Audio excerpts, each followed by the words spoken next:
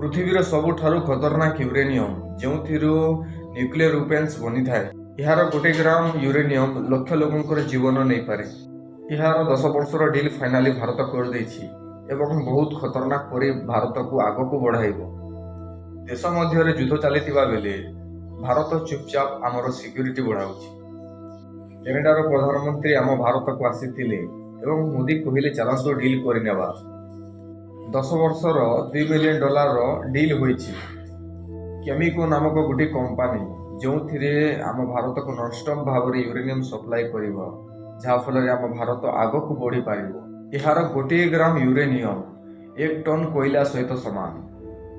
ସମସ୍ତ ଦେଶ କାନାଡାରୁ ୟୁରେନିୟମ୍ ନେବା ପାଇଁ ଇଚ୍ଛା କରିଥାନ୍ତି କାରଣ କାନାଡାର ୟୁରେନିୟମ୍ ବହୁତ ପ୍ୟୁରିଟି ହୋଇଥାଏ। ଆମ ଭାରତରେ ବି ଝାଡ଼ଖଣ୍ଡ ରାଜସ୍ଥାନରେ ମିଳିଥାଏ, କିନ୍ତୁ ଏହାକୁ ପ୍ୟୁରିଟି କରିବା ପାଇଁ ସମସ୍ତ ପଇସା ଖର୍ଚ୍ଚ ହୋଇଯିବ।